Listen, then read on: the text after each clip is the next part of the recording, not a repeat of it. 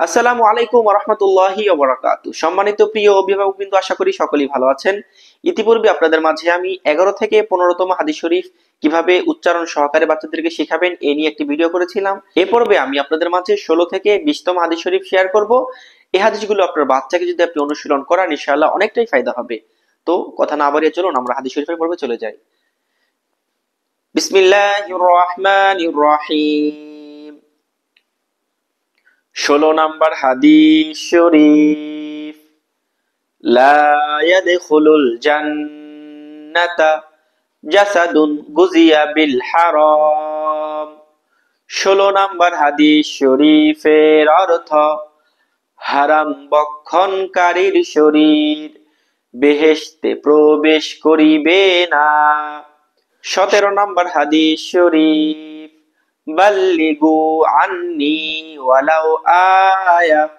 17 number হাদিস শরীফের অর্থ, আমার পক্ষ হইতে একটি বাণী হইলেও পৌঁছাইয়া দাও। 18 নাম্বার হাদিস শরীফ। মান সমাতা নাজা।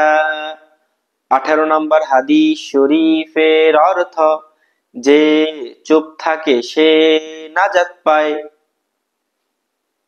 19 নাম্বার হাদিস শরীফ। ইন্নামাল আমালু বিন্নিয়াত। 19 নাম্বার হাদিস শরীফের অর্থ, সমস্ত কাজই নিয়তের উপর নির্ভর করে। 20 নাম্বার হাদিস শরীফ। লা ইয়াদখুলুল জান্নাতা কত্তাত। 20 নাম্বার হাদিস শরীফের অর্থ, চুগলখোর বেহেশতে প্রবেশ করিবে না। আলহামদুলিল্লাহ, আজকে আমরা 16 নাম্বার থেকে 20তম হাদিস শরীফ খুব সুন্দরভাবেই শিখতে পারলাম। ইনশাআল্লাহ 21 থেকে 25তম হাদিস শরীফ উচ্চারণ সহকারে যদি শিখতে চান, ইনশাআল্লাহ আমাদের চ্যানেলের সাথেই থাকুন। সকলে ভালো থাকুন। আসসালামু আলাইকুম ওয়া রাহমাতুল্লাহি ওয়া বারাকাতুহু।